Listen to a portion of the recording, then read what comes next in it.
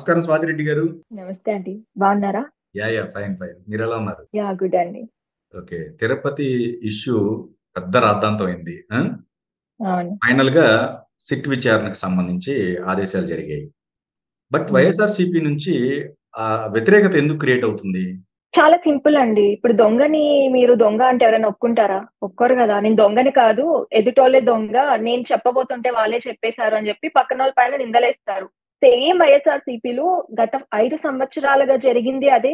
అధికారం కోల్పోయి 11 సీట్లకొచ్చి కనీసం ప్రతిపక్ష స్థానాలు కూడా లేని పరిస్థితుల్లో కూడా వాళ్ళ వైఖరి మార్చుకోకుండా చేసిన పాపాలన్నీ బయటపడినా కూడా ఇప్పటికీ కూడా సేమ్ అదే పద్ధతిని ఫాలో అవుతున్నారు. ఇది ఎప్పటికైనా వాళ్ళకి చాలా నష్టం కలిగించే అంశం అండి. వాళ్ళు చేసేసారు. ఇప్పుడు అసలు క్వాలిటీ చెక్ అనేది జరగలేదా అండి? ఆడిట్స్ జరగట్లేదా? క్వాలిటీ చెక్ ఆడిట్స్ జరగట్లేదా? తిరుమల తిరుపతి దేవస్థానం అంటే ఒక నమ్మకం, ఒక ధర్మ సిద్ధాంతాన్ని ప్రపంచ వ్యాప్తంగా పంచిపెడుతుంది అని ప్రతి హిందువుకి ఒక ఆ నామం అంటేనే ఒక పవిత్రం అండి. అంత పవిత్రమైన అంత ఆ క్షేత్రంలోనే ఈ రకమైన యానిమల్ ఫ్యాట్స్, కొంతమంది బీఫ్ ఫ్యాట్స్ అంటున్నారు. పోర్క్ ఫ్యాట్స్ అంటున్నారు. రకరకాలుగా మాట్లాడుతున్నారు. ఇవన్నీ ఈ ఆరోపణలైనప్పటికీ గూడా ఎందుకొస్తున్నాయి? అసలు గంజాయి ఎందుకొచ్చింది? అంత నిర్లక్ష్యంగా ఈ గత 5 సంవత్సరాల్లో టీటీడీ బోర్డ్ మెంబర్స్ ఏం చేస్తున్నారు? టీటీడీ వ్యవస్థను ఎందుకు ఇంత చాలా నీరు గారిపోయే రకంగా ఇది చేస్తున్నారు? ఒక వ్యవస్థ అండి అది. ఒక సంస్థ, ఒక వ్యవస్థ. దానికంటూ కొన్ని సెట్ ఆఫ్ రూల్స్ ఉన్నాయి. బట్ స్టిల్ ఆ రూల్స్ అన్నిటిని పక్కన బెట్టి, కేవలం వీళ్ళ స్వలాభం కోసం దేవుడిని కూడా నడి రోడ్లో తీసుకొనొచ్చి ఈరోజు ఏమంటారు, బిడ్డింగ్ యేసుకునే పరిస్థితి లాగా తయారైపోయిందండి. మేము గతంలో కూడా చాలా సార్లు చాలా సందర్భాల్లో వాళ్ళ అధికార పార్టీ వాళ్ళు టీటీడీకి భక్తులు కానుకలిస్తే ఆ కానుకలతో వచ్చిన డబ్బుల్ని కూడా వీళ్ళ స్వప్రయోజనాల కోసం రకరకాల వాటికి మళ్ళిచ్చినట్లు కూడా మనం చాలా చాలా సందర్భాల్లో విన్నాము, చూసాం కూడా. సో వీళ్ళకి ఏ అధికారం ఉందని చెప్పి భక్తులు ఇచ్చిన కానుకల్ని అలా మళ్ళిచ్చారు. ఇలా ఒక్కటి కాదు, రెండు కాదండి. వీళ్ళు చేసిన పాపాలు చాలా ఉన్నాయి. ఇప్పుడు అవన్నీ ఒక్కొక్కటిగా ఆధారాలతో సహా, సాక్ష్యాలతో సహా, రిపోర్ట్స్ తో సహా, సైంటిఫిక్ రిపోర్ట్స్ తో సహా మనకి బయటపడుతుంటే ఆ నిజాన్ని జీర్ణించుకోలేక ఎలా అయినా సరే ఇది తెలుగుదేశం పార్టీ మీద తోసేసేయాలి, మాకేం సంబంధం లేదు అని చేతులెత్తే ప్రయత్నం జరుగుతుంది. ఆ ప్రయత్నంలో భాగాన్ని ఫస్ట్ రోజా వచ్చింది మాట్లాడటానికి. తర్వాత కొడాలి నాని వచ్చాడు, పేర్ని నాని వచ్చారు. ఇలా ఎవరెవరికైతే విచ్చలవిడితనంతో నోటితో సమాధానాలు బూతులు మాట్లాడి చెప్తారో వాళ్ళందరినీ ముందరికి తోసి సేమ్ గత 5 సంవత్సరాలు ఏం జరిగిందో ఇప్పుడు కూడా అదే జరిగే ప్రయత్నం చేస్తున్నారు. ఇప్పుడు మాజీ స్పీకరు తమ్మినేని సీతారాం గారు మాట్లాడుతూ నెయ్యి కల్తీ అనేది నెయ్యిలో లేదు, ఆవులో ఉందని అన్నారు ఆయన. కల్తీ ఏంటండి? అనేది సారీ. కల్తీ అనేది ఆవులో హ్మ్. జరిగింది, నెయ్యిలో తప్పు లేదు అని అంటున్నారు ఆయన. చాలా నవ్వొస్తుందండి. చిన్న పిల్లలు గూడా పక్క పక్క నవ్వే మాటలు మాట్లాడారండి. అసలు ఆవు నుంచి పుట్టే ఆవులో కల్తీ ఎలా జరుగుతదండి? అసలు కనీసం మాట్లాడటానికైనా ఆ స్థాయి వ్యక్తి స్పీకర్ అండి. ఒక అసెంబ్లీ సెషన్‌ని శాసించే స్థానంలో ఉన్న ఒక వ్యక్తి ఇలాంటి మాటలు మాట్లాడటం ఎల్‌కేజీ పిల్లలు గూడా నవ్వుతారండి. ఎల్‌కేజీ పిల్లలు గూడా నవ్వుతారు. ఎలా ఉందంటే చెప్పేది, పండిన పంట వచ్చిన కాపులో తప్పు లేదు. ఏమంటారు, భూమి ఏమంటారు ఏసిన దీంట్లో ఉంది అని ఏదో చెప్తారు కదా! అట్లా ఉందండి. ఆవులో తప్పుందా? ఆ, ఏం మాట్లాడుతున్నారండి? ఆవు ఇక్కడే అర్థం కావట్లేదా? అంటే ఆవు ఏది పడితే అది తింటదంట, దానివల్ల అలా కల్తీ అవుతుందంట. ఏం మాట వీళ్ళు చేసి కల్తీ చేసేసి ఫుడ్ అడల్టరేషన్ అంతా చేసేసి బయటికి పడితే అదే అండి. ఇప్పుడే కాదు మనకి గతంలో మనకి ఏమంటారు, రథం కాలిపోయింది చూసారా? అప్పుడు కూడా ఒక అనిమల్స్ ని వాడుకున్నారు. ఎలక వల్ల కాలిపోయిందని చెప్పి. ఇంకొక మందు బాటిల్స్ దొరికిన సందర్భంలో, మందు బాటిల్స్ ఇవైన సందర్భంలో కూడా వీళ్ళు ఎలకలని చెప్పి, పిల్లులని చెప్పి, కుక్కలని చెప్పి అని వాడుకున్నారు. ఇప్పుడు వీళ్ళు చేసిన పాపాలకి ఆవును బలి చేస్తున్నారు. ఎంత హాస్యాస్పదం అండి! ఆ స్థాయి వ్యక్తి మాట్లాడాల్సిన మాటలా ఇవి? చిన్న పిల్లలు కూడా ముఖం మీద కారి ఊసే మాటలు మాట్లాడుతున్నారు. వాళ్ళ విజ్ఞతకే వదిలేయాలి మనం. ఏం చదువుకున్నారు? ఎంత రాజకీయం చూసుంటారండి? అలాంటి ఎంత జీవితం చూసుంటారు పెద్దవాళ్ళు. అలాంటి వాళ్ళు ఇలాంటి వ్యాఖ్యలు చేస్తే మాలాంటి చిన్న వాళ్ళు చూసి నేర్చుకోవాల్సింది పోయి ఛీ అని ఊసే పరిస్థితి తెచ్చుకుంటున్నారు. ఇంకా దిగజారిపోతున్నారు. సో మొత్తానికి నానీలు బయటకు వచ్చారండి. ఇప్పుడు దాకా రాని నానీలు అందరూ బయటకు వచ్చారు. ఓకే. సో వాళ్ళ వ్యాఖ్యల పైన మీ అభిప్రాయం ఏంటి? నిజండి. అసలు ఒక ఫస్ట్ ఈ కొడాలి నాని అనే వ్యక్తి ఈ రోజు నేను ఒక వీడియో కూడా చూడడం జరిగింది. నేరుగా కొంత ప్రోటోకాల్ ఉన్న వ్యక్తులు మాత్రమే దర్శనానికి దేవుడి ఆలయంలోకి స్ట్రెయిట్ గా వెళ్లే ఒక ఆపర్చునిటీస్ ఉంటాయి. అది కూడా కొంత పరిధిలో ఉన్న వ్యక్తులకి మాత్రమే. అలాంటిది కొడాలి నాని ఒక పక్కన విజిలెన్స్ డిపార్ట్మెంట్ వాళ్ళు అక్కడ ఉన్న సెక్యూరిటీ వాళ్ళు కూడా చెప్తున్నా, ఆపుతున్నా, ఆగకుండా నేరుగా వెళ్ళిపోతున్నారు. అది దేవుడి పట్ల వాళ్ళకున్న ఒక నిబద్ధత, దేవుడి పట్ల వాళ్ళకున్న ఒక భక్తి. నిజంగానే వాళ్ళకి నిజంగా భక్తి శ్రద్ధలు ఏమన్నా ఉంటే, ఏదో మెడలో ఆయన ఏవో వేసుకుంటూ ఉంటారు రుద్రాక్షలు అని చెప్పి, అది కాదండి భక్తి అంటే. నిజమైన భక్తి అంటే, ఏ రోజైతే జగన్మోహన్ రెడ్డి గారి ప్రభుత్వంలో ఆలయాల పైన ధ్వంసాలు జరిగాయో, ఆలయాలు కూల్చేశారో, అప్పుడు వచ్చి ఖండించుండాలి. సొంత ప్రభుత్వంలో జరిగిన వాటిని ఇది తప్పు జరుగుతుంది అని చెప్పి బయట పెట్టుండాలి నిజమైన భక్తి అంటే. అదే కాకుండా ఏ రోజైతే జగన్మోహన్ రెడ్డి దేవుడి గుడికి వెళ్ళి మనం దండం పెట్టుకుంటాం, దేవుడే మనకంటే పెద్ద అనుకుంటాం, ప్రతి ఒక్కరు మనుషులంతా మనల్ని పాలించేవాడు దేవుడు అనుకుంటాం, ఏ ఆపదొచ్చినా మనం వెళ్ళి దేవుడికి చెప్పుకుంటాం. అలాంటిది నువ్వు ఎంత నియంత అయితే, నీకెంత అహంకారం లేకపోతే, ఎంత తల పొగరు కాకపోతే దేవుడి గుడిని తీసుకొచ్చి నీ ఇంట్లో సెట్ చేసుకున్నావు అంటే నీకెంత అహంకారం. అంత అహంకారం ఉన్న వ్యక్తిని నువ్వు ఆ రోజే వ్యతిరేకించుండాలి. కొడాలి నాని అనే వ్యక్తి నిజంగా దేవుడి పైన భక్తి ఉండుంటే కనుక ఆ రోజు ఖండించలేదు. పైగా చాలా సందర్భాల్లో ఏమైంది, విగ్రహాలకి చేతులు కాళ్ళు ఊడిపోతే దేవుడు ఏమైనా అయిపోయాడని చెప్పి నీచమైన భాష మాట్లాడి దేవుణ్ణి కూడా ఎంతో మంది హిందూ భక్తుల మనోభావాలను కూడా దెబ్బతీసే రకంగా వ్యాఖ్యలు చేయడం జరిగింది. సో ఇలాంటి వ్యక్తుల్ని ఎందుకు వీళ్ళు ముందు పెట్టి పంపిస్తారంటే, వీళ్ళ తప్పులు దొరికిపోయారు. సో ఏం చేయాలి, ప్రభుత్వం పైన బురద జల్లాలి. బురద జల్లాలంటే మన దగ్గర ఉన్న అస్త్రాలు ఏంటి, పచ్చి బూతులు మాట్లాడే కొడాలి నాని, అస్సలు ఆడతనానికే కలంకం తెచ్చే ఒక బర్రె గొంతేసుకొని మాట్లాడే రోజా, వీళ్ళని బయటికి వదిలేయాలి.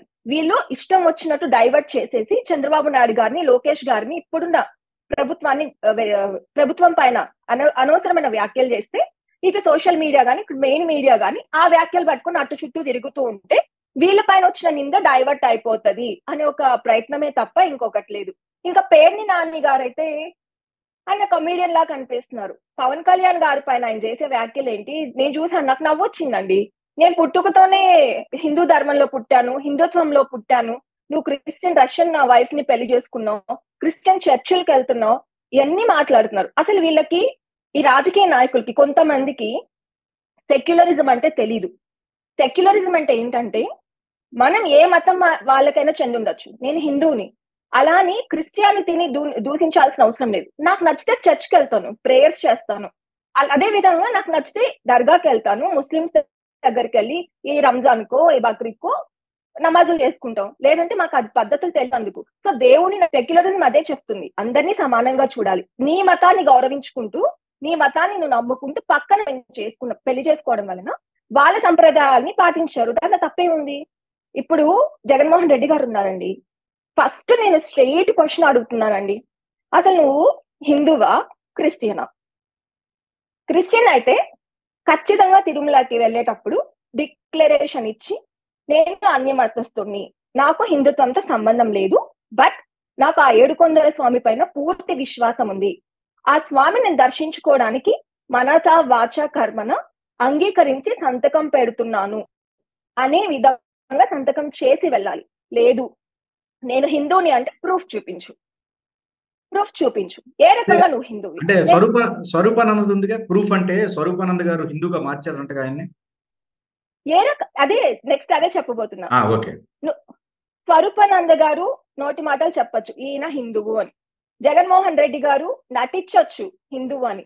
ఆ నాటకాలన్నీ బయట పెట్టే మాటలు ఇప్పుడు చెప్పబోతున్నా. ఇప్పుడు నిజమైన హిందువు ఎవరైనా సరే అండి, మనం ప్రసాదం ఇచ్చినా, లేదంటే ఒక వినాయక స్వామి జపం చేసినా, లేకపోతే వెంకటేశ్వర స్వామి నామం జపించాలన్నా చెప్పులు తీసేది కళ్ళు మూసుకొని భక్తితో ఒక్క 2 సెకండ్లైనా ప్రార్థిస్తాం. కానీ మీరు ఎప్పుడైనా గమనించండి, సతీ సమేతంగా ఏ రోజైనా సరే జగన్మోహన్ రెడ్డి గారు భక్తి శ్రద్ధలతో నామకే వస్తే వెళ్ళేది కాదండి, ఏదో పిలిచారు కాబట్టి ఆ పూజకి వెళ్ళి అట్లా కాదు. మీరు చూడండి, భారతిరెడ్డి గారు కానీ, జగన్మోహన్ రెడ్డి గారు కానీ నిజంగా దేవుడి పైన భక్తి శ్రద్ధలతో ఏ రోజు కూడా గుడికి రారు.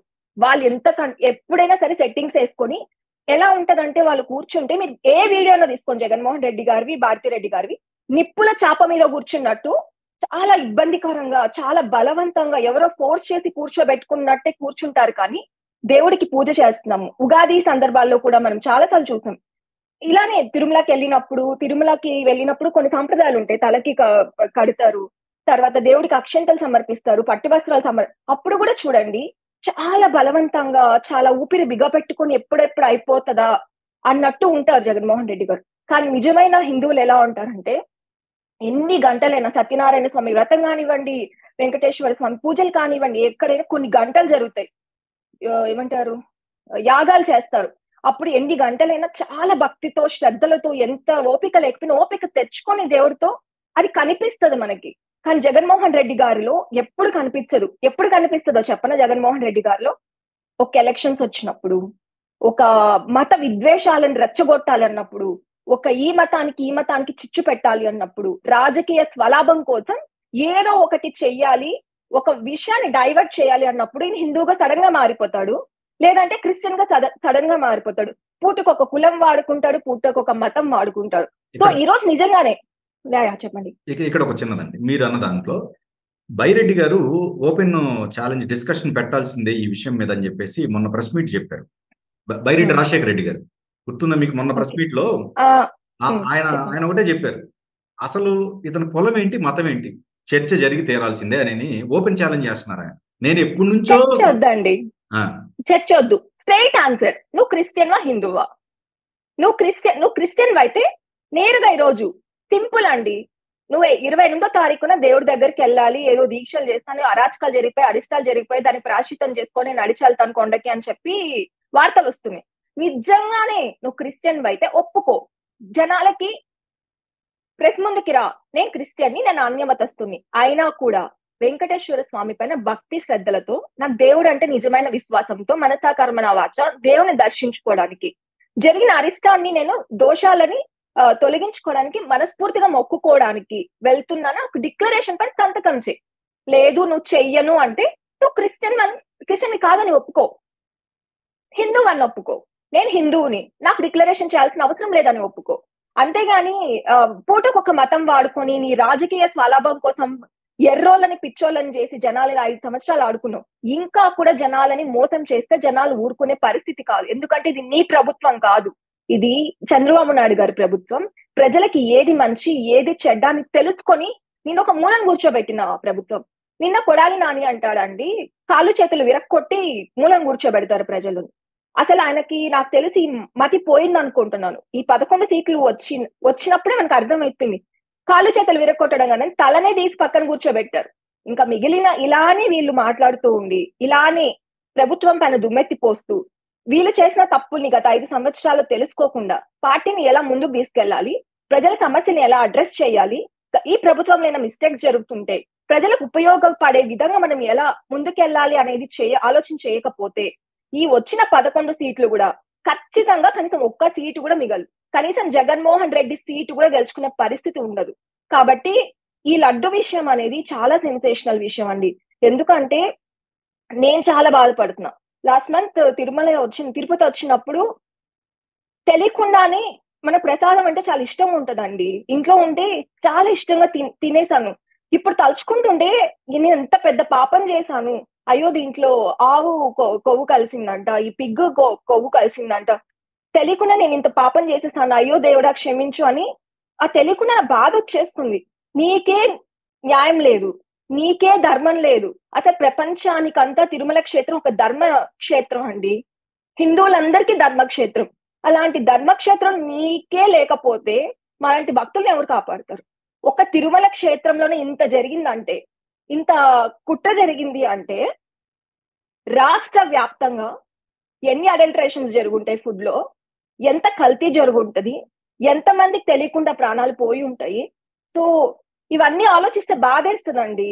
దేవుణ్ణి కూడా వీళ్ళు వదలలేదే అని కడుపులో బాధ రగిలిపోతుంది. కరుణాకర్ రెడ్డి గారు ప్రమాణం చేశారుగా, నేను అసలు ఏ తప్పు చేయలేదు, వీళ్ళు అనవసరంగా నిందలేయటమే తప్ప నాకు అసలు ఏ పాపం తెలియదు, నేను సేవ చేసుకున్నాను తప్ప, నేను మా కుటుంబం ప్రమాణం చేయడానికి సిద్ధంగా ఉంది, మీరు సిద్ధమేనా అని ఓపెన్ ఛాలెంజ్ చేస్తున్నారు ఆయన. వాళ్ళ మాటలు పచ్చి అబద్ధాలండి. ఇప్పుడు కరుణాకర్ రెడ్డి గారు ఉన్నారండి, సేవ చేశానని చెప్తున్నారు. ఏం సేవ చేసావు నువ్వు?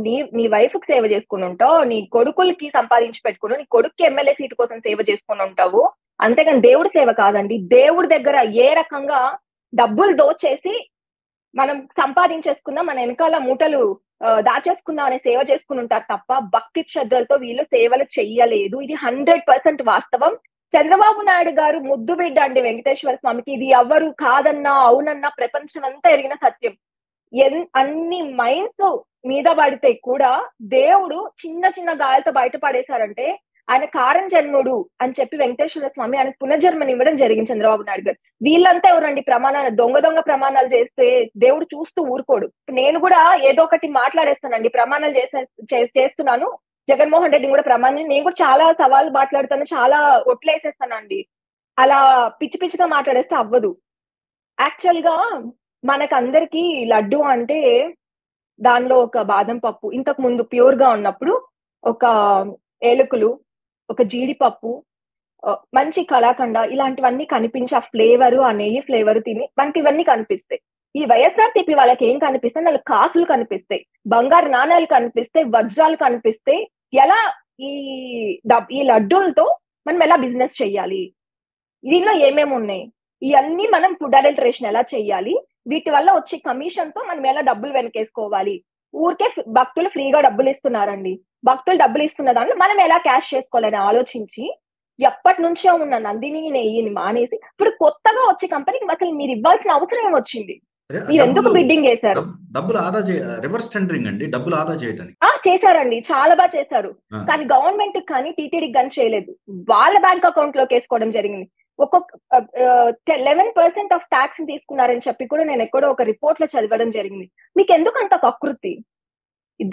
దేవుడి పైన నమ్మకంతో, హిందూ ధర్మం పైన ఒక నమ్మకంతో పవిత్రంగా ఎక్కడెక్కడ నుంచో భక్తులు వచ్చి క్యూ లైన్స్ లో నిల్చుంటారని తిరుమలలో చూస్తే కొంతమందిని బాధేస్తుంది. రోజుల తడబడి 24 గంటలు కూడా క్యూలో ఉండి దేవుణ్ణి ఒక్క క్షణం అలా చూడటానికి కొట్టుకుని ప్రాణాలు సైతం తొక్కిసగా అట్లా కోల్పోయిన వాళ్ళు కూడా ఉన్నారు కుటుంబాలు. అంత పవిత్రంగా భావించి ఎంతో కష్టపడి దేవుని దర్శించుకుని వాళ్ళకి తోచిన శక్తి మేరకి కానుకలు ఇస్తే ఆ కానుకలతో వచ్చే ఇన్ని కోట్లతో దేవుడికి నాణ్యమైన కనీసం ప్రసాదం పెట్టలేని దౌర్భాగ్య స్థితిలో ఈ గత 5 సంవత్సరాలు ఈ ప్రభుత్వం ఉందంటే ఏం మాట్లాడతాం? దాంట్లో మళ్ళీ రివర్స్ టెండరింగ్ చేయాల్సిన అవసరం ఉంది. అసలు నిన్న మొన్న ఇక్కడ ఎవరు మాట్లాడుతుంటే విన్నా, టీటీడీ అనేది ఒక సపరేట్ సిస్టమ్. ఆ సిస్టమ్ లో గవర్నమెంట్ కి ఏం పని?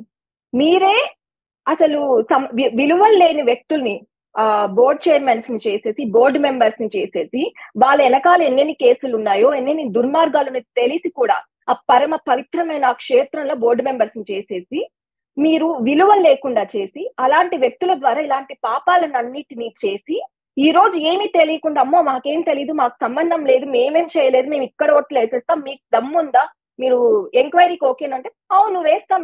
ఎవరు భయపడుతున్నారండి? ఎవరు భయపడట్లా. ఇప్పుడు జగన్మోహన్ రెడ్డి గారికి చంద్రబాబు నాయుడు గారికి తేడా ఏంటంటే, జగన్మోహన్ రెడ్డి గారు పూటకొక మతం మాట్లాడతారు, రోజుకొక మతం నాది అంటారు. కానీ చంద్రబాబు నాయుడు గారు పుట్టినప్పటి నుంచి హిందూ. మీరు ఎక్కడికన్నా వెళ్ళండి, ఎంత నీట్ గా, ఎంత ప్రొఫెషనల్ గా, ఎంత భక్తితో సతీ సమేతంగా వెళ్తారు చంద్రబాబు నాయుడు గారు.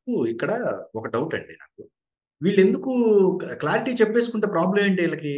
ఇప్పుడు హిందూ అంటే హిందూ, ముస్లిం అంటే ముస్లిం, లేదా క్రిస్టియన్ అంటే క్రిస్టియన్, అయిపోయింది. ఏముంది దానికి? ఏం ప్రాబ్లం ఏంటి? రాజకీయం చేయాలి కదండి జనాల ఇప్పుడు ఒకటండి, టీడీపీకి క్రిస్టియానిటీ ఓటు ఉంది, ఆఖరికి బీజేపీకి కూడా క్రిస్టియానిటీ ఓటు ఉంది. ఇప్పుడు ఎంఐఎం ఇది ఉంది కదా, ముస్లింకి సంబంధించిన ప్యూర్, వాళ్ళకు కూడా ఉందండి ఆఖరికి క్రిస్టియానిటీ ఓటు. అసలు వీళ్ళు క్లియర్ చేసుకుంటే తప్పేంటంట? ఎక్కడ ఈ కన్ఫ్యూజన్ కాదు, జగన్మోహన్ రెడ్డి అండ్ పార్టీలో ఒక ఇన్సెక్యూరిటీ. మనం ఈ మతం వాళ్ళు అని చెప్పేస్తే ఆపోజిట్ వాళ్ళు అంటే ఇంకొక మతం వాళ్ళు మనకి దూరం అయిపోతారేమో అనే ఒక ఇన్సెక్యూరిటీ ఒకటి. ఈ ఓట్లు మనకి పడవేమో, అరే మనం ఒక క్లారిటీ ఇచ్చేస్తే జనాలకి, మనం హిందూ అనో క్రిస్టియన్ అనో ఇంకోటనో క్లారిటీ ఇచ్చేస్తే పొద్దున్నే. ఇక్కడ కూడా ఇంకోటండి, ఒకవేళ వీళ్ళు క్లారిటీ ఇవ్వకపోయినా, అంత క్లారిటీ లేకుండా ప్రజలైతే బ్రతకలేదు. మనకన్నా చాలా అడ్వాన్స్డ్గా ఉన్నారు, నో డౌట్. ఆ విషయంలో తీరి గమనిస్తున్నారు వాళ్ళు, ఓకేనా? ఒకవేళ వీళ్ళు చేయాలనుకున్నా, ఏదో 40s లోదో లేకపోతే 30s లో రాజకీయాలు చేయాలనుకుంటే 2024లో సాధ్యపడే విషయమేనా? అంత సెన్సిటివ్ గా ఉన్నారు, అంత అమాయకంగా ఉన్నారా ప్రజలు? ప్రజలు అమాయకంగా ఉన్నారేమో అనే భ్రమలో వైసీపీ వాళ్ళు బ్రతుకుతున్నారండి. ఎందుకంటే కుల రాజకీయాలు చేయాలన్నా, మత రాజకీయాలు చేయాలన్నా ప్రజలని మనం ఒక మభ్య పెట్టేస్తే సరిపోతుంది అని ఒక ఇన్సెక్యూరిటీలో, ఒక పిచ్చితనంలో, ఒక వెర్రితనంలో వైసీపీ అండ్ బ్యాచ్ ఉన్నారు. దాని ప్రభావం ఇదంతా అండి. వెరీ బ్యాడ్ థింగ్ ఏంటంటే అవసరానికి ఇప్పుడు ఏదైనా ఒక ఇష్యూ జరిగింది అనుకోండి, ఈ మతం వాళ్ళని రెచ్చగొట్టేశారు, మీరు కొట్లాడేసుకోండి అని. చాలా సందర్భాలు ఎందుకండి, మనము ఎలక్షన్స్ ముందు కూడా చూసాం. ఇప్పుడు ఒక పోస్ట్ పెడితే దాన్ని ఏదో ఒక రకంగా వైసీపీ తిప్పేసి వీడు కమ్మోడు, వీడు కాపోడు. ఇప్పుడు కూడా అండి, నేను తిరుమల దేవస్థానం పైన నిన్న నేను వీడియో చేస్తే ఈ పిల్ల కమ్మ పిల్ల అని కొంతమంది, ఈ పిల్ల కాపు పిల్ల అని ఒక మంది, అసలు దేవుడి గురించి మాట్లాడుతుంటే కులాల ప్రస్తావన వస్తుంది. సో అలా అలవాటు చేసేసారు జనాలని, అలా మైండ్ సెట్ ని తయారు చేసేసారు. ఎంత నాలెడ్జబుల్ గా ఉన్న జనాలు ఒక సెక్టర్ ఆఫ్ గొర్రెలు ఉన్నారండి, వీళ్ళని నమ్మే గొర్రెలు. జగన్మోహన్ రెడ్డి గారు వైవి సుబ్బారెడ్డి గారి గురించి చెప్పారు, సూపర్ స్వామితో పోల్చారు. అంతకన్నా సర్వీస్ చేసే వ్యక్తి దొరకపోవచ్చు వెంకటేశ్వర స్వామికి అన్నట్టుగా అభివర్ణించారు. దానిపైన మీ అభిప్రాయం? జగన్మోహన్ రెడ్డి గారు దొంగలకే సపోర్ట్ చేస్తారండి. ఎలక్షన్స్ ముందు కూడా దొంగల్ని పట్టుకొని వీడు అమాయకుడు, వీడికి అసలు నోట్లో నోరు లేదు అని చెప్పి భుజం మీద చెయ్యేసి మన దువ్వాడ శ్రీనివాస్ గారి గురించి కూడా చెప్పడం జరిగింది. అలా ప్రతి ఒక్కళ్ళని మంచి దొంగల్నే మంచి వాళ్ళు అంటారండి, ఎవరైతే తప్పులు సూపర్ స్వామి చేస్తారో. అన్నారు, ఆయన సూపర్ స్వామిగా పోల్చారు. అదే అంటున్నానండి, దొంగల్ని అసలు దొంగతనాలు చేసే వాళ్ళని, మర్డర్లు చేసే వాళ్ళని, ఆడపిల్లల పైన అబ్యూజివ్ కామెంట్స్ చేసే వాళ్ళని, న్యూడ్ వీడియో కాల్స్ చేసే వాళ్ళని, ఈయన నోట్లో నాలుగు లేనాడు చాలా అద్భుతమైన పొగిడిన జగన్మోహన్ రెడ్డి గారికి ఇంకా వైవి సుబ్బారెడ్డి గారిని సూపర్ స్వామి అన్నాడు అనే దాంట్లో పెద్ద ఆశ్చర్యం ఏం లేదండి. ఎందుకంటే జగన్మోహన్ రెడ్డి గారికి ఎవరిలో అయితే నేరాలు కనిపిస్తాయో, ఎవరిలో అయితే అబద్ధాలు చెప్పే వాళ్ళు ఉంటారో, ఎవరిలో అయితే చాలా నెగటివ్ యాంగిల్స్ ఉంటాయో, యాంటీ సోషల్ ఎలిమెంట్స్ కనిపిస్తాయో, వాళ్ళు చాలా నచ్చుతారు. ఎందుకంటే సిమిలర్ మైండ్ సెట్ కదా జగన్మోహన్ రెడ్డి గారిది కూడా. సో ఆయనకి సూపర్ స్వామిగా అన్ని రకాలుగా కనిపించుంటారు. వాళ్ళకి చాలా డీలింగ్స్ ఉంటాయి, అందుకనే సూపర్ స్వామి అని చెప్తూ ఉంటారు. సో ఇప్పుడు స్వామి అంటే నాకు గుర్తొచ్చిందండి, కొన్ని సినిమాల్లో అండి, ఎస్పెషల్లీ ఒక అల్లు అర్జున్ సినిమాలో కొన్ని సంవత్సరాల క్రితం గుడిలో బడిలో సంథింగ్ ఒక సాంగ్ ఉంటది. దానిలో ఏదో ఒక నమ్మకమో చెమకో సంథింగ్ ఏదో ఒక లెటర్ అనో ఒక పదమనో తప్పుగా వాడారు రైటర్స్ అని చెప్పి బ్రాహ్మణ సంఘాలు, ఆ సంఘాలు, హిందూ ధర్మకర్తలు ఎవరెవరో వచ్చేసి ఒక నెల రోజులు రచ్చ చేసి ఆ పాటను తీసేయాలని చెప్పి టీవీ డిబేట్స్ లో చేసుకొని ఆ ప్రొడ్యూసర్ ఇంటికి వెళ్ళి, ఆఫీసుకి వెళ్ళి గొడవ చేసిన సందర్భాలు చాలా ఉన్నాయి. అలానే సినిమాలో ఏదో ఫిక్షన్ కోసమో డ్రామా కోసమో కొన్ని క్రియేట్ చేస్తుంటారు. ఆ చిన్న చిన్న వాటిలోనే మీరు ఇంత అత్యుత్సాహం ప్రదర్శించారే. తిరుమల దేవస్థానం అండి, ప్రపంచ వ్యాప్తంగా హిందూ ధర్మాన్ని ఇదొకటి ఉంది అని చెప్పి తెలియజేసిన ఒక క్షేత్రం అండి. అలాంటి హిందూ ధర్మ మనోభావాలని, హిందూ ప్రజల మనోభావాలని దెబ్బతీసేలాగా ఆ పవిత్రమైన లడ్డు ప్రసాదంలో అంత కల్తీ జరిగితే ఒక్కరొచ్చి బయటికి మాట్లాడట్లేదు. అరే మన హిందూ ధర్మం అని చెప్పుకునే మీరే, అంటే మీరు కూడా రాజకీయాలు చేస్తున్నారా? రాజకీయ పార్టీలతో సంబంధం లేకుండా బ్రాహ్మణులు కూడా కొంతమంది సంఘాలు పెట్టుకొని మేము చాలా పండితులం, వేదాంతులం, మాకు ఇంత తెలుసు, హిందూ ధర్మం కోసం మా ప్రాణాలు అర్పించేస్తాం అని చెప్పిన మీరు ఏం చేస్తున్నారు? మన హిందూ ధర్మం కోసం మీలాంటి పెద్ద పెద్ద వాళ్ళు కూడా, గొప్ప గొప్ప వాళ్ళు కూడా, ఆ ధర్మంలో ఆరితేరిన పండితులు మీరు కూడా వచ్చి మాట్లాడకపోతే రేపు పొద్దున్నే కొన్ని సంవత్సరాల తర్వాత అప్పట్లో ఒక హిందూ ధర్మం ఉండేది అని చెప్పుకునే పరిస్థితికి తీసుకొచ్చే రోజులు వచ్చేసాయి. ఇప్పుడు ఎందుకంటే ఇది మన హిందూ నేల ఇండియా, మన ఎన్నో దేవాలయాలు ఉన్నాయి. మన ఏమంటారండి, ఆగమన శాస్త్రం కాదు, ఆగమన శాస్త్రం కాదని ఇంకోది ఏదో అంటారు, సనాతన ధర్మం. సనాతన ధర్మం.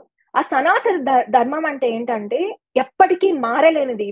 అంటే అలా ఉంటది, ఎప్పుడు లైఫ్ లాంగ్ ఉంటది, త్రూ అవుట్ లైఫ్. ఎన్ని జనరేషన్స్ మారి, ఎన్ని యుగాలు మారినా ఈ నియమాలని, ఈ ధర్మాన్ని పాటించాలి అని కొంతమంది ఋషులు మన జనాల కోసం, ప్రజల కోసం లైఫ్ స్టైల్ బాగుండాలి, ఎన్ని తరాలైనా ఆలోచించి వాళ్ళు రాసి సూచించిన ధర్మాన్ని ఈ రోజు తుంగలో తొక్కి ఎంతో మంది హిందువుల మనోభావాలను దెబ్బతీస్తూ ఆ ధర్మానికే చెడ్డ పేరు తీసుకొస్తుంటే, మీలాంటి పండితులు, నాకు అసలు ఏమీ తెలీదు, నాకే ఇంత బాధేస్తుంటే, మీరు దాంట్లో పుట్టి పెరిగి చదువుకొని దేవుడికి అభిషేకాలు చేస్తూ, దేవుడి మంత్రాలు ఉచ్చరిస్తూ, దేవుడిని ప్రతి క్షణం తలుచుకుంటూ పూజలు చేసే మీరు కూడా బయటకు వచ్చి మాట్లాడకపోతే ఇంకా ధర్మానికి ఎవరు కాపాడతారు?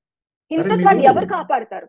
మీరు ఒక పోస్ట్ పెట్టారు, పరమ పవిత్రమైన తిరుపతి లడ్డూలోకి జంతువు కొవ్వు ఎలా వస్తుంది? లక్ష్మీపార్త గారు ప్రశ్నిస్తే, పవిత్రమైన ఎన్టీఆర్ జీవితంలోకి నువ్వు ఎలా వచ్చావు అలానే వస్తుంది అని చెప్పి పెట్టారు. అంటే ఇప్పుడు ఎన్టీఆర్ గారి జీవితం నాశనం అయిపోవడానికి, ఆయన చివరి రోజుల్లో అసలు ఆయనకు మనశ్శాంతి లేకుండా చేసి, ఆయనకు ఒక జీవితం లేకుండా చేసి, ఆయన జీవితంలోకి ఈవిడ స్వలాభం కోసం ఎంటర్ అయిపోయి ఆ హార్మోనియం పెట్టబట్టుకొని నేను కథ రాసేస్తానని చెప్పి ఏ రకంగా స్వార్థంతో వచ్చారో లక్ష్మీ పార్వతి గారు, తిరుమల లడ్డులో కూడా అదే స్వార్థంతో వాళ్ళు డబ్బులు వేసుకోవడానికి రివర్స్ టెండరింగ్ పేరుతో ఆల్రెడీ క్వాలిటీ నెయ్యి కొన్ని సంవత్సరాలుగా ప్రొవైడ్ చేస్తున్న నందిని నెయ్యి బ్రాండ్ తీసేసి మీరు కొత్త దానికి ఇచ్చారు.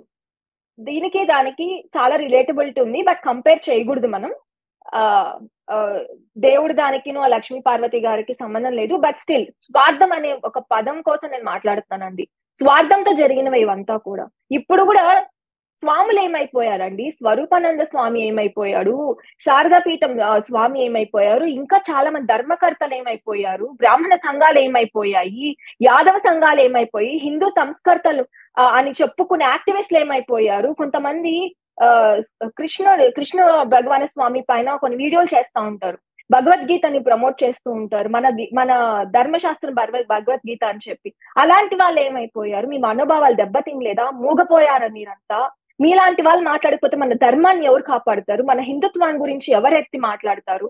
మాలాంటి వాళ్ళకి నిజంగా నాకే శాస్త్రం అనేది తెలుసుంటే గనక నాకే దాని గురించి యుద్ధం చేస్తే దాన్ని వచ్చి నా ధర్మం కోసం మాట్లాడగాని ఇదే ఆవేదన పవన్ కళ్యాణ్ గారు మాట్లాడారు నిన్న. మీరు చూస్తే ఆ బాధ తెలుస్తుందండి. ఇప్పుడు ఏ మతం వాళ్ళకి గొప్ప కావచ్చు, కానీ నేను హిందూనండి, నా మతాన్ని ఈ రోజు ఇంత కించపరుస్తూ అడుగడుగున గత 5 సంవత్సరాలు రథాలు కూల్చడం దగ్గర నుంచి, గుడులు కూల్చడం దగ్గర నుంచి, ఒక శాస్త్రం పాటించకుండా ప్రసాదాల్లో కల్తీ చేయడం దగ్గర నుంచి, పవిత్రమైన తిరుమల క్షేత్రంలో గంజే దొరకడం ఏంటండి? చీ కొడతారు అసలు. అదే మనం వేరే ఎక్కడైనా ఏమంటారు వేరే కంట్రీస్ లో చూసుకుంటే వాళ్ళు స్ట్రిక్ట్ రూల్స్ అంటే వాళ్ళని దాటి ఒక చిన్న చీమ కూడా రాదు. అలాంటిది మన సెక్యూరిటీ సిస్టమ్ ఎందుకు ఫెయిల్ అవుతుంది? మీరు ₹1 కూడా గవర్నమెంట్ దగ్గర నుంచి టీటీడీ ఖర్చు పెట్టాల్సిన అవసరం లేదు. టీటీడీ దగ్గర బోల్డ్ డబ్బు ఉంది, ప్రజలు కానుకలేస్తున్నారు. అంత డబ్బు పెట్టుకొని మీరు ఎందుకు సేఫ్టీ సెక్యూరిటీ కావాల్సిన ఆడిట్ జరగట్లేదు? ఒక క్లెన్లీనెస్ లేదు, ఒక ఫుడ్ లో క్వాలిటీ లేదు. ఎందుకు జరుగుతుంది అంతా?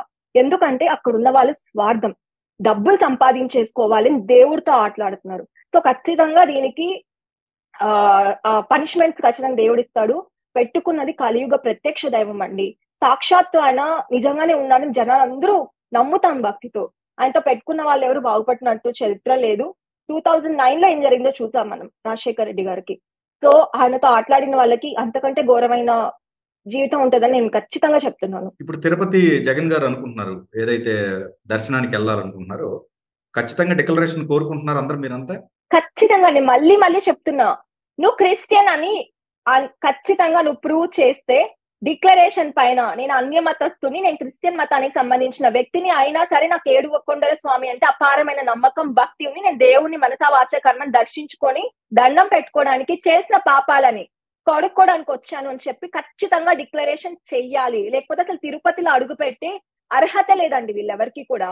అసలు ఏ మొహం పెట్టుకుంది దేవుడి గురించి ఈ రోజు వీళ్ళు రాజకీయాలు చేస్తున్నారు? ఏ రోజైనా సరే దేవుడికి ఇంత ప్రసాదం ఇస్తే కళ్ళకు అద్దుకొని, ఒక తీర్థం ఇస్తే కళ్ళకు అద్దుకొని తాగిన పాపను కూడా కిందికి ఇలా పడేస్తారు. భారతిరెడ్డి గారండి తీర్థం ఇస్తే అసలు ఎంత అవమానించారు. మనం ఎంత పవిత్రంగా చూస్తాం, ఇలా పెట్టుకొని కింద మన కళ్ళకు అద్దుకొని తాగుతాం తీర్థాన్ని. అలాంటిది ఎంత అవమానించారు. ఈయన గారు ప్రసాదం ఇస్తే అసలు దాని వాసన చూడడం గాని అసలు ఇష్టానుసారం ప్రవర్తిస్తారు. మీరు ఏ మొహం పెట్టుకొని ఈ రోజు దేవుడి దగ్గరికి వెళ్తున్నారు? ఇది రాజకీయం కోసం కాదా? ప్రజలు నమ్మించే ప్రయత్నం కాదా? లేకపోతే మీరు కవరింగ్ చేస్తున్న ఆటలు కాదా ఇవన్నీ కూడా? జగన్మోహన్ రెడ్డి గారి దగ్గర ఒక రెగ్యులర్ థింగ్ ఒకటి ఉంటదండి, కామన్ థింగ్. ఎవరైనా చచ్చిపోతే యాత్రలు చేయాలి, లేదంటే ఒక ప్రభుత్వం పైన దుమ్మెత్తిపోయాలంటే ఏదో ఒకటి క్రియేట్ చేసి యాత్రలు చేయాలి. ఇప్పుడు ఈ ప్రభుత్వం వచ్చాక జనాలందరూ సంతోషంగా ఉన్నారు. ఈ 3 months లో ఈ 100 days మొన్న కూడా చూసాము, చంద్రబాబు నాయుడు గారు చెప్పడం జరిగింది. ప్రజలందరూ హ్యాపీగా ఉన్నారు. ఈ 100 days జరిగిన దగ్గరికి ప్రభుత్వం వల్ల ఎంత అవుతుందో ఏం చెప్పారు అవన్నీ చేస్తూ వచ్చారు చంద్రబాబు నాయుడు గారు. 400 కోట్లు డొనేషన్ వచ్చిందండి. 400 కోట్లు ఎంత నమ్మకం లేకపోతే వస్తుందండి? చిన్న పిల్లలు కూడా డబ్బులు ఇచ్చారు. ఎక్కడికి ఫారినర్స్ కూడా డబ్బులు ఇలా ఇచ్చారు ఫ్లడ్స్ కోసం. ఫ్లడ్స్ వచ్చినా కూడా చాలా ఎఫెక్టివ్ గా మనం అంత పెద్ద డిజాస్టర్ ని కూడా చాలా ఎఫెక్టివ్ గా మనం మేనేజ్ చేయగలిగాం ఈ గవర్నమెంట్ లో. సో అంత ట్రస్టబుల్ గవర్నమెంట్ ఫామ్ అయింది. సో ఇప్పుడు ప్రజలు హ్యాపీగా ఉన్నారు. నాకు శవాలు దొరకట్లేదు. నాకు పాయింట్ అవుట్ చేయడానికి ఏం దొరకట్లా. అరే ఇదేదో భలే దొరికిందే, తప్పు మనమే చేసాము, బట్ అయినా బయటికి వచ్చింది, మన పేర్లు రాకుండా కవర్ చేసుకుని దేవుడి పైన యాత్ర చేద్దాము అని చెప్పి దేవుడి పైన యాత్ర చేయడానికి ఇప్పుడు 28న కాలినడకన వెళ్తాను, ఇదే దోషాలను కడిగేస్తాను, అది చేస్తాను, ఇది చేస్తాను అని చెప్పి మాట్లాడుతున్నారు. ఇది సిగ్గు లేని వాళ్ళు చేసే పని అండి, బుద్ధి లేని వాళ్ళు చేసే పని. ఎందుకంటే నేనే దొంగనని ఆయన మనస్సాక్షికి తెలిసినా కానీ బయటకు నేను వచ్చి నేనేం చేయలేదు, అబ్బబ్బే నేనేం చేయలేదు, వీళ్ళు చేశారని ఒక నలుగురిని ముందర పెట్టుకొని బూతులు మాట్లాడే వాళ్ళని నువ్వు నమ్మించాలని చెప్పి దేవుడితో ఆటలాడుతున్నావే, నీకు ఖచ్చితంగా దేవుడు శిక్షిస్తాడు, గుర్తుపెట్టుకో Jaganmohan Reddy. Okay, thank you so much అండి. థ్యాంక్ యూ అండి.